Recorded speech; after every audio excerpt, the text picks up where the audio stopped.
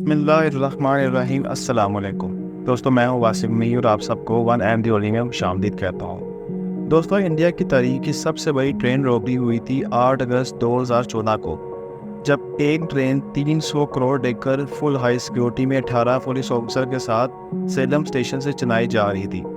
हर station पर इन पैसों को चेक किया जाता था, फिर भी जब ट्रेन अपनी मंजिल पर पहुंची तो इन पैसों में से 12 करोड़ रुपए गायब थे। पूरी इंडियन पुलिस और एजेंसी से हैरान थे कि आज चलती हुई ट्रेन से इतनी सिक्योरिटी के बावजूद भी कोई कैसे इन पैसों को चुरा सकता है। कुछ लोग पुलिस वालों पर शक कर रहे थे और कोई ट्रेन इंतजामिया पर शक कर रहा था। हर तरह से सबसे पूछताछ की गई और हर तरह से इन पैसों पर ढूंढा गया, पर कुछ भी पता नहीं चल सका। इन पैसों के बारे में आखिरकार 2 साल बाद नासा की हेल्प से इन चोरों को पकड़ा गया। आज किसने ये की थी चोरी, और चलते हुए ट्रेन से पुलिस वालों की निगरानी में आज कैसे उन्होंने ये सारे पैसे चुराए, ये कहानी शुरू होती है 8 अगस्त 2014 को। इंडियन रिजर्व बैंक ने एक मुसाफिर ट्रेन की 2 बोगी बुक की। एक में उन्होंने पैसे रखे थे और दूसरी में 18 पुलिस वाले बिठाए गए जिन्होंने इन पैसों की हिफाजत करनी थी। 2 घंटे पहले पैसों को ट्रेन में लोड किया गया। वैसे तो पैसे बॉक्सेस के अंदर रखे गए थे, पर इन बॉक्सेस पर इंडियन बैंक का माहौल देखकर पूरा स्टेशन समझ गया था कि इन बॉक्सेस में पैसा, सोना, चांदी या फिर कोई कीमती सामान ही है। 2 घंटे बाद रात 9 बजे ट्रेन वहां से रवाना हुई और सुबह 5 बजे ट्रेन ने चेन्नई स्टेशन पर पहुंचना था। पुलिस वालों की नज़रें हर टाइम अगली बोगी पर रही थी। ज़रा सी भी आवाज़ आती तो वो झांक कर अगली बोगी की तरफ देखते और हर टाइम वो चौकन्ना रहते थे। जिस भी स्टेशन पर ट्रेन रुकती, बैंक ऑफिसर्स ने पुलिस वालों के साथ मिलकर इन पैसों को चेक करते। चेक करने के बाद वापसी गेट को बंद करके सील किया जाता था। यहाँ तक कि सब कुछ सही चल रहा था और ट्रेन ने भी अपना आधा सफ़र तय कर लिया था। अब पुलिस वालों के दिल से भी डर निकल गया था। उन्होंने सोचा कि भला कौन चलती हुई ट्रेन से इन पैसों को निकाल सकता है। एक एक करके इन 18 में से 14 पुलिस अफसर सो गए और जो बाकी 4 जाग रहे थे वो भी अपने मोबाइल में ही मसरूफ़ थे। कोई वीडियो देख रहा था तो कोई कॉल कर रहा था। अचानक रात के 2 बजे ट्रेन की छत से एक आवाज़ आई, जैसे कोई चीज़ ज़ोर से गिरी हो।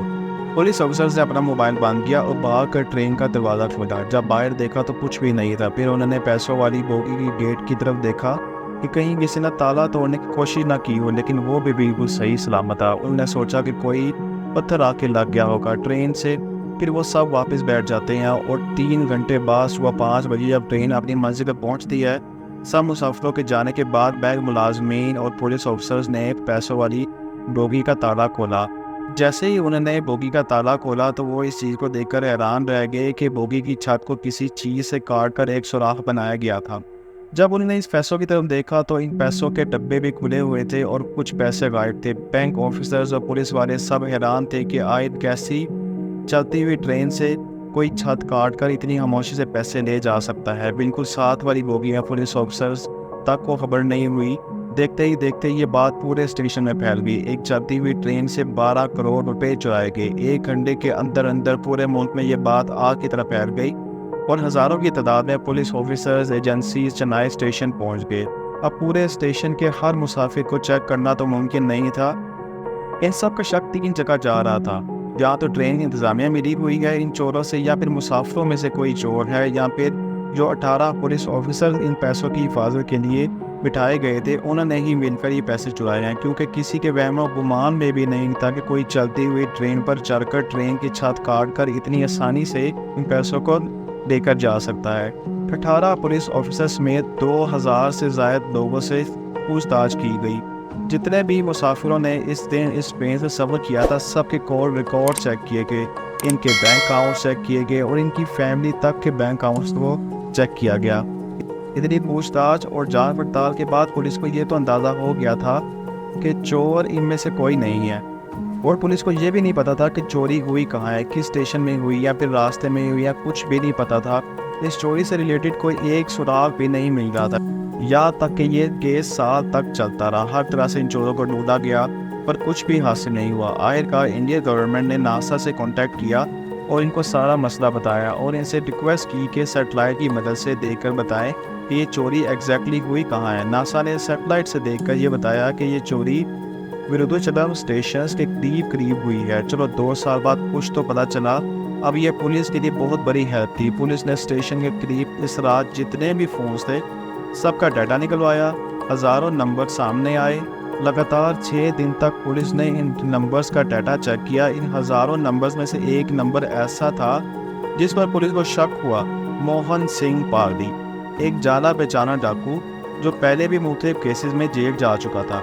इसका उस टाइम वहाँ होना पुलिस को खटका, तो पुलिस ने फ़ौरन ही मोहन सिंह पारदी के मोबाइल कॉल हिस्ट्री निकलवाई। इस मोबाइल से 8 ऐसे नंबर मिले जिनसे मोहन सिंह पारदी ने रात 11 बजे से लेकर सुबह 4 बजे तक लगातार रब्ता किया। पुलिस को 70% यकीन हो गया था कि ये चोरी इसने ही की होगी, या कम से कम ये शामिल तो ज़रूर होगा। इस चोरी में मोहन सिंह पारदी को ढूंढा जाने लगा। 3 दिन बाद मोहन सिंह पारदी को इसके 8 दोस्तों समेत एक घर के अंदर से अरेस्ट किया गया।